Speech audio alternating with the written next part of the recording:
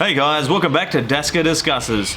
Well, I just saw Rambo Last Blood. I know it's come out for about a month or two now here in Australia, but just thought I'd let you know what I thought of it, so let's do this. Now, being a Rambo fan my whole life, and my first ever Daska Discusses review was on Rambo First Blood with some interesting impersonations. If you want to check it out, I'll put the link here. So I could say that Rambo has been an integral part of my, I guess you could say, action genre kind of feast for me as a kid, and I still think First Blood is the best. 2 was good, 3 was not bad, 4, Rambo, was actually awesome, but Last Blood, where does this all fit in? Well, look, just before we go on, just in case, just letting you know, guys, some major spoilers, so if you haven't seen it, please go watch it and then come back to me and let me know what you thought in the comments. If you don't care about spoilers, which is no big deal for a movie like this, I think, then just keep watching. So with Rambo Last Blood, you've got Rambo, we see, begins with him, working on his ranch. There's a bit of an opening scene, which I don't want to spoil it too much, but the whole premise of the film starts off with him on his farm. He's doing his ranch stuff. You see the mailbox says Rambo, which was his father. He's doing normal kind of ranch things. Now he's living with a woman there who ends up being the mother of his niece, Gabrielle, who basically was there when she was a kid helping him out as well with some sort of ranch work and this and that. She's gone to college, and then all of a sudden now she's like, Uncle John, I want to go to Mexico and meet my father. I want to know why he left me. Now she's 17 years old. Rambo kind of disagrees with this kind of concept and says, every man's dark, blah blah blah. That kind of Rambo kind of speech he does. I like how Rambo, in some of the scenes, how they put in lines like, you just can't turn it off, which was really good, a bit of a throwback to the original First Blood. I thought at this point the film was like, okay, we'll see how we go from here.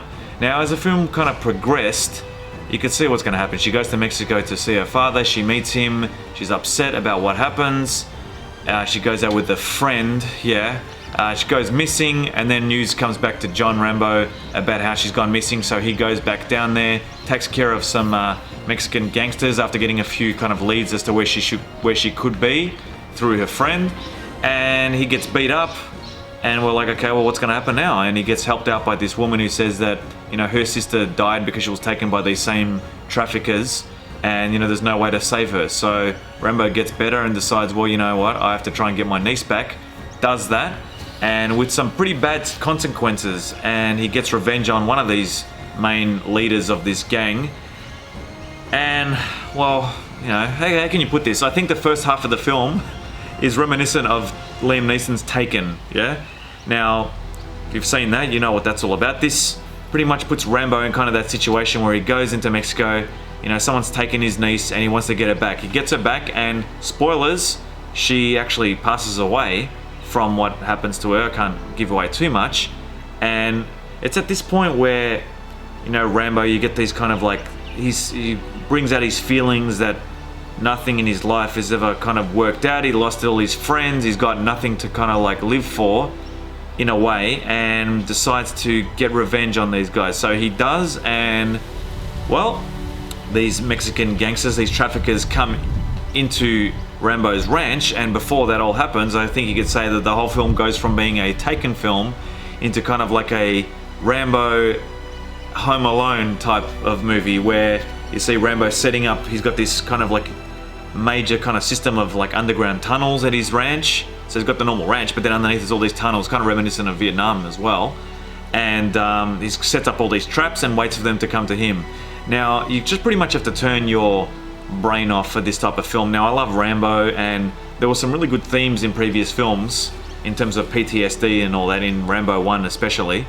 And I just think that this kind of lacks that whole kind of sub-theme that it has, apart from the whole trafficking thing that happens in it. It's pretty much just a revenge film. So they get these gangsters, these traffickers come down to Rambo's ranch, and he gets revenge on all of them by killing them all one by one in real gruesome ways. So if you like gore, then you'll love this film. Is it more gory than Rambo, Rambo 4, Rambo? I think it's up there. It's quite, full on at some points, but I think the other previous one was definitely a lot more gorier. In terms of what's at stake, yes, he gets revenge. Yes, does it feel good for the viewer? Yeah, you do. You're kind of cheering for him to kill all these guys. And that last kill that he does, I'm not going to spoil that, but if you like Mortal Kombat, you'll kind of like what happens right at the end with the main kind of guy. He gets wounded, and he's sitting on his rocking chair after all these people have been massacred and killed, and he's rocking on his chair, which before was Gabrielle's mother, who kind of talks about, you remind me of your father. She's talking to Rambo about how he used to sit on the rocking chair and just be quiet and think, you know, with his thoughts. And he kind of like reiterates, kind of quotes it saying, you know, that all his friends are dead, and you know that he's like real kind of like emotional kind of scene where he's sitting there rocking on the chair as the camera slowly pulls back, and he's still rocking on the chair. Now that's called Last Blood because apparently, well, it is the last Rambo film. I just think it would have been good if, you know, to kind of like end Rambo the way it did.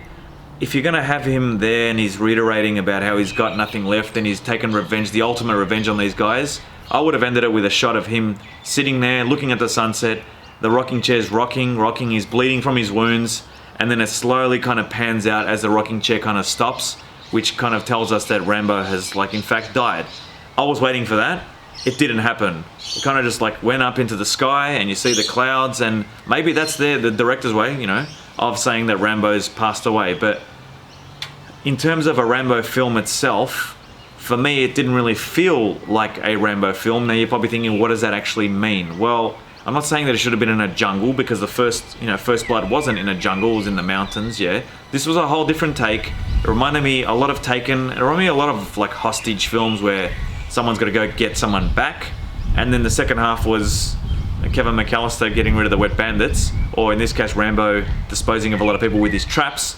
I'm not bagging that whole sequence, it was fantastic, but I was left, you know, when the film ended, kind of a bit underwhelmed. And if this is the last Rambo film, which it is, then it doesn't deserve anything more than probably a solid, not a solid, a 6 out of 10, barely, yeah.